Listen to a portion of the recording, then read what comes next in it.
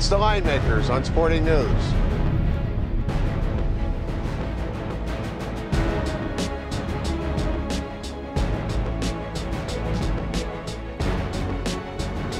Hey, welcome back to the Line Makers here on the Sporting News. We're at the South Point. I'm Kenny White with Rick Herron. We're talking college football. I think you already know. It's Connecticut hosting Cincinnati this weekend. On the road, Cincy, a 5.5-point favorite, total of 40.5. Rick Herron, take it away. Well, Kenny, Cincinnati is 4-1 against the spread on the road this year, but I'm not sure what they have to play for. I mean, they can't win the Big East title. The winner of the Big East is going to be the winner of the Louisville and Rutgers game, and so they can't go to a BCS bowl.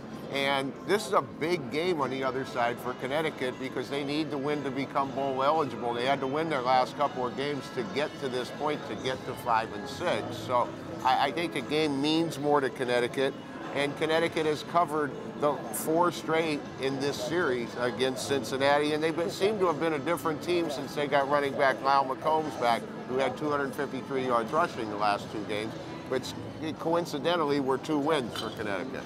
And Connecticut playing great football. Their wins versus Pittsburgh and then at Louisville last week, an overtime victory in a game that Louisville needed badly, and Connecticut outplayed them. Paul Pasqualoni has his team playing the best they've played all year. 3 straight games, nobody scored more than 17 in regulation against them, and they're a very defensive, low-scoring team at home. What do you expect here in this football game? I think you just said it.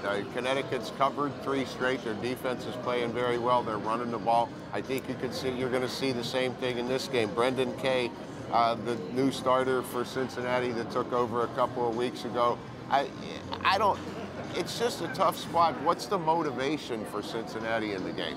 They get to go to this bowl instead of that bowl.